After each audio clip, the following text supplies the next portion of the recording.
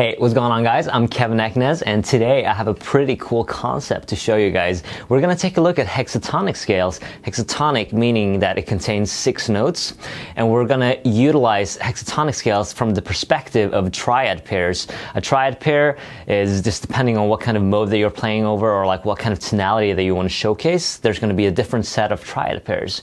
We're gonna take a look at hexatonic scales from the perspective of just G, Lydian. And G Lydian's triad pairs is going to be G, A,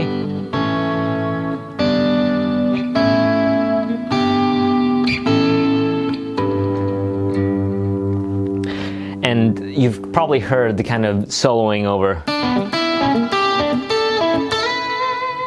kind of a perspective. Now we're going to take a look at just how we could utilize triad pairs and create hexatonic scales, and the kind of sounds that we're going to get from it is pretty cool.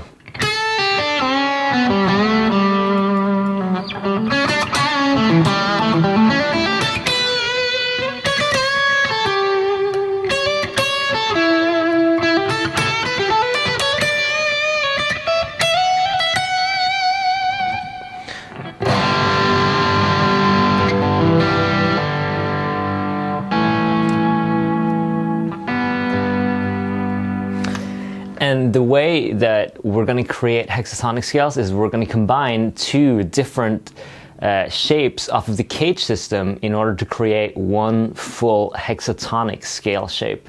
And the way that this works the best, or creates the most hip sound, is by utilizing 2 different cage shapes. Obviously you could use the same, but it's going to sound very vanilla in comparison.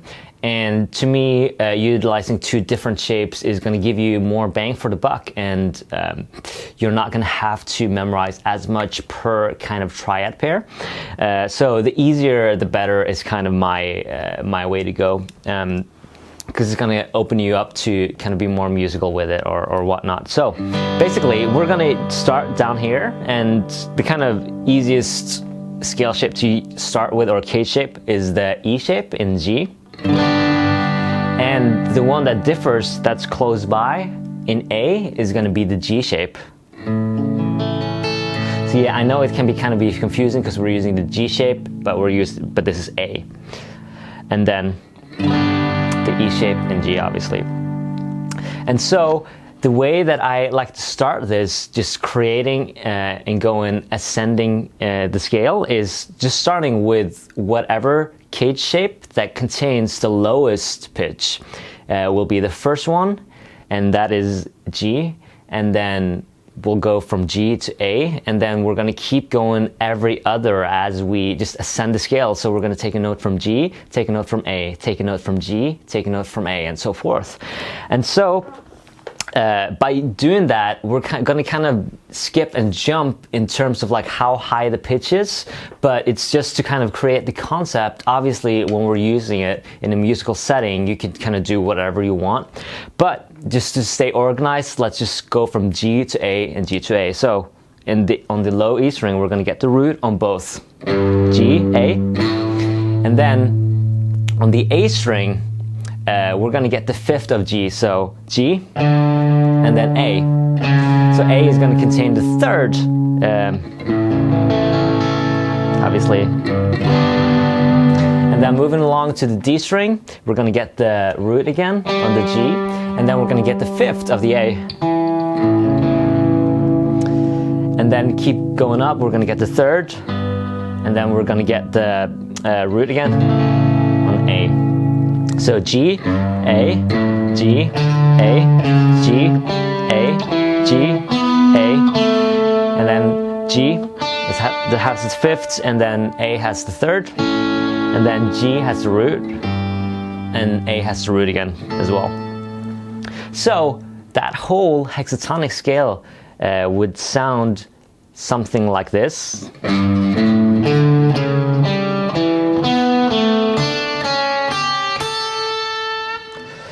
And obviously, vice versa, I like doing the opposite. So whatever has the highest pitch is what you start with. And in this case, it's A to G now. So A, G, A, G, A, G, A, G,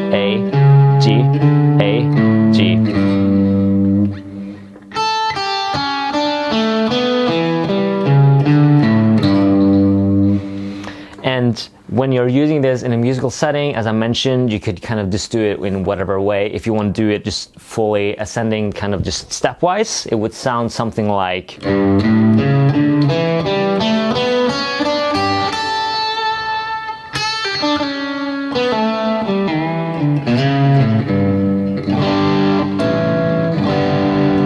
Very cool sound, in my opinion. And so if you want to kind of use the same shape, it's going to sound very, as I mentioned, kind of just stale in comparison. The kind of beauty of this lies within having those kind of half step,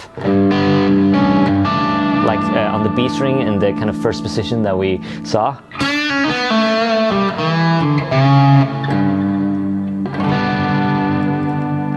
And then the following scale shape that we're going to use is going to use the E shape of A, and it's going to use the D shape of G. Now, the problem with the D shape is going to be that obviously in the D shape we don't have any notes on the A and the E string, so what I like to do is I like to just put the fifths on the A string, and I like to put the major third on the E string. And so, same thing, whichever of these scale shapes has the lowest pitch, that is A. So we're going to go from A to G. So A, G, A, G, A, G, A, G, A, G, A, G. And vice versa. G to A, G, A.